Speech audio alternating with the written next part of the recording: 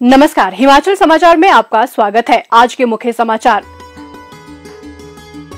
भविष्योन्मुखी शैक्षणिक पाठ्यक्रम से मिलेगा युवाओं को रोजगार। 17 ITI में विभिन्न व्यवसायों के 19 पाठ्यक्रम शुरू। 2069 प्रशिक्षणार्थियों को मिला रोजगार।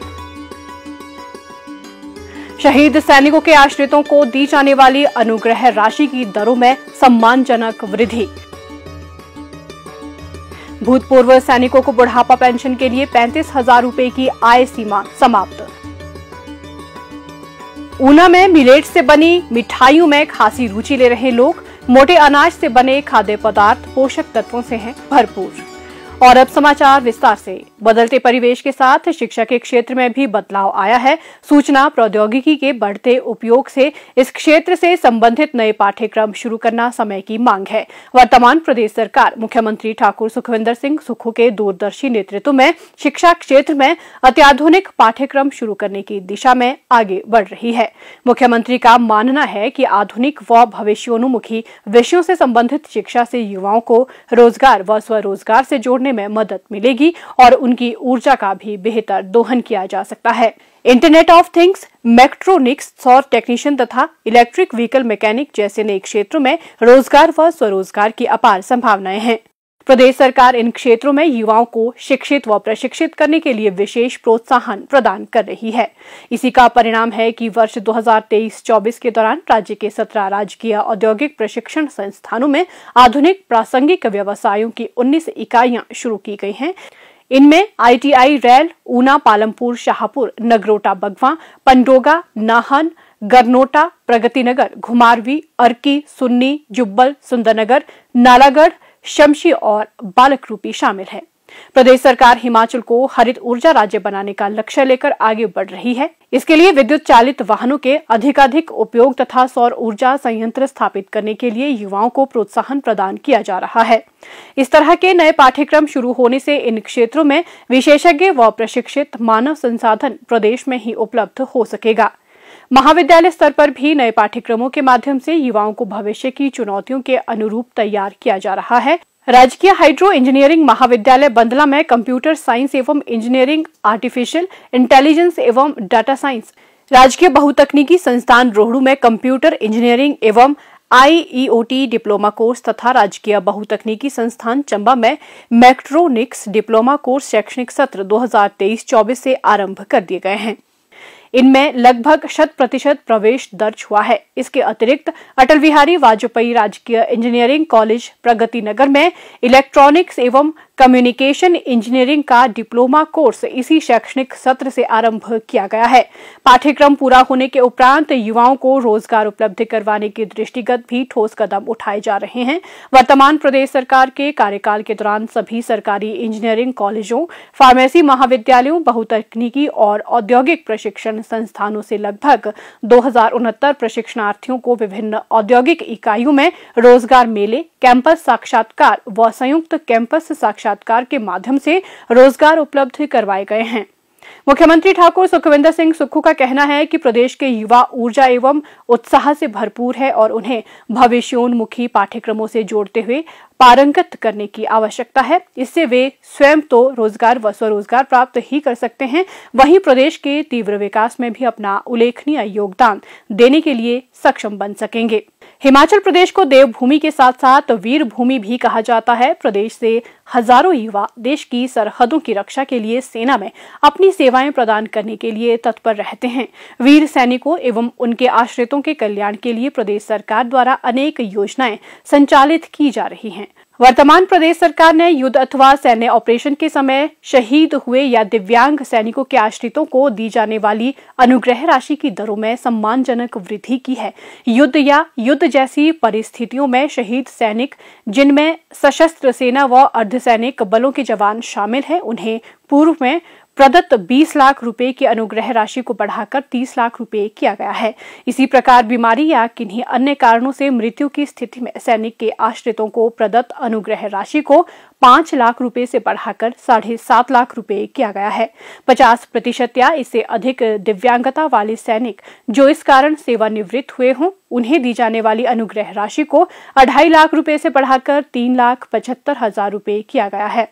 50% से कम की दिव्यांगता वाले सैनिक जो इन्हीं कारणों से सेवानिवृत्त हुए हों, उन्हें पूर्व में प्रदत्त 1 लाख रुपए की अनुग्रह राशि को बढ़ाकर 1.5 लाख रुपए किया गया है। वर्तमान प्रदेश सरकार द्वारा वित्त वर्ष 2023-24 के दौरान अभी तक 22 लाभार्थियों को 2 करोड़ 22 लाख रुपए की अनुग्रह राशि वितरित की गई है। प्रदेश सरकार विभिन्न शौर्य पुरस्कारों से सम्मानित भूतपूर्व सैनिकों को उनकी बहादुरी के सम्मान में नगद पुरस्कार, वार्षिकी व भूमि की एवज में नगद राशि प्रदान करती है। शौर्य पुरस्कार और उत्कृष्ट सेवा पुरस्कार विजेताओं को ये राशि प्रदान की जा रही है। वर्तमान प्रदेश सरकार द्वारा अभी तक 365 लाभार्थियों को 73,93,975 रुपए की राशि वितरित की गई है। पूर्व सैनिकों के पुनरुत्थान व पुनर्वास के लिए भी विशेष निधि के तहत विभिन्न योजनाएं संचालित की जा रही है। पूर्व सैनिकों एवं उनके बच्चों को विशेष निधि के अंतर्गत विभिन्न छात्रवृत्तियां प्रदान की जा रही हैं। इसके लिए वार्षिक आय की अधिकतम सीमा 7 लाख रुपए निर्धारित की गई है। प्रदेश सरकार द्वारा पूर्व सैनिकों के लिए रोजगार में 15% आरक्षण का भी प्रावधान किया गया है। पद के लिए पात्रता और योग्यता अनुसार पूर्व सैनिक उपलब्ध नहीं होने पर अधिसूचना के 2 वर्ष बाद ऐसे पदों का अप्राप्यता प्रमाण पत्र संबंधित विभाग को दिया जाता है। इसके उपरांत संबंधित विभाग द्वारा नियमावली के अनुसार इन पदों पर पूर्व सैनिकों के बच्चों की नियुक्ति की जाती है। वर्तमान प्रदेश सरकार द्वारा इस वर्ष अभी तक 300 पूर्व सैनिकों अथवा उनके आश्रितों को नियुक्तियां प्रदान की गई है। प्रदेश सरकार द्वारा युद्ध विधवाओं की पुत्री की शादी के लिए 50,000 रुपए की एक मुश्त आर्थिक सहायता प्रदान की जाती है। ये सहायता केवल 2 पुत्रियों के लिए लागू है। ऐसे भूतपूर्व सैनिकों जिन्हें किसी प्रकार की पेंशन नहीं मिलती तथा जिनकी आयु 60 वर्ष से अधिक है, इस श्रेणी के भूतपूर्व सैनिकों अथवा उनकी विधवाओं को 3,000 रुपए प्रतिमाह तथा द्वितीय विश्व युद्ध के भूतपूर्व सैनिकों अथवा उनकी विधवाओं को क्रमशः 10,000 व 5,000 रुपए प्रतिमाह वृद्धावस्था पेंशन बतौर आर्थिक सहायता उपलब्ध करवाई जा रही है।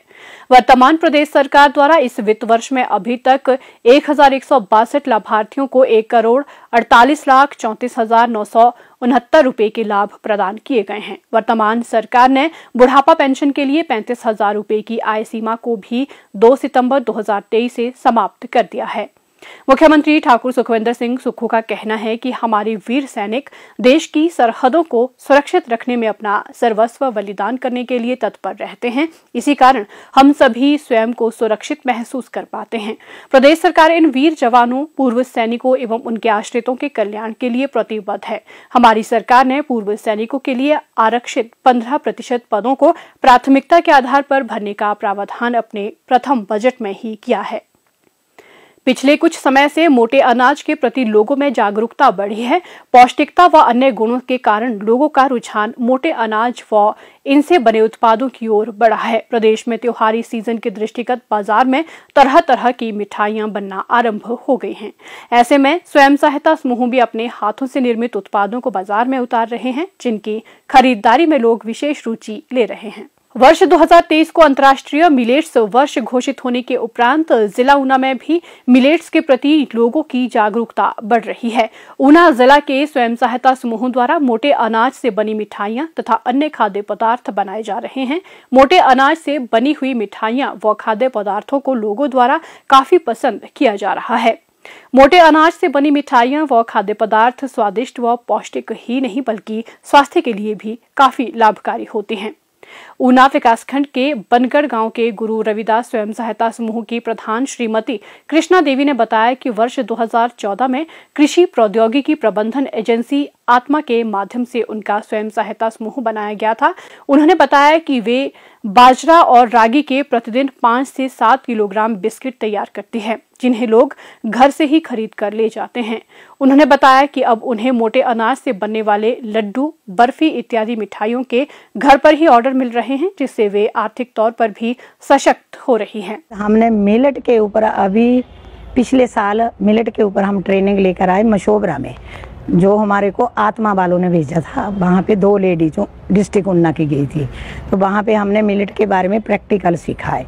जो हमारा बिस्कुट है वो डेली हमारा 10 या 5-7 किलो निकल ही रहा है, क्योंकि हमने कनेक्ट नंबर दे दिए हुए ऊपर, वो हमारे से घर से ही आकर ले रहे हैं। क्योंकि मिलेट के ऊपर लोगों को पता लग रहा है कि ये शुगर, बीपी हाई, हर एक बीमारी के लिए अंदर एक काम करता है शरीर को। जो हमने खाना छोड़ दिया है, लोग जागरण हो रहे हैं इसको खाने के लिए। मैं हिमाचल सरकार का भी धन्यवाद करती हूँ, जो महिलाओं के लिए इन्होंने काम दिए। महिलाएं बहुत खुश है काम करके, और महिलाएं जागरण हो रही है और खुद अपने पैरों पर खड़ी हो रही हैं। विकासखंड बंगाणा की ग्राम पंचायत बल्ह की श्रीमती भावना देवी ने बताया कि राष्ट्रीय ग्रामीण आजीविका मिशन के तहत विकासखंड बंगाणा की तरफ से उन्हें प्रशिक्षण के लिए सुंदरनगर भेजा गया था, जहां पर 1 सप्ताह तक मोटे अनाज से बनने वाले अनेक व्यंजनों तथा मिष्ठान आदि को बनाने के बारे में महत्वपूर्ण प्रशिक्षण दिया गया।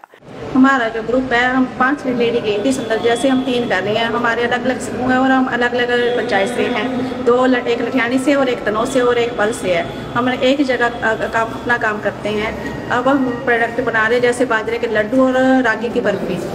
बीच में हमने चाय की, जैसे हमारे आत्मा प्रोडक्ट वालों ने हमारे 2 शिविर लगाए हैं, एक बंगाणा ब्लॉक में और एक लठियानी में। वहाँ भी हमने बाजरे के लड्डू भी उनको टेस्ट करवाए और चाय भी बनाई है रागी की।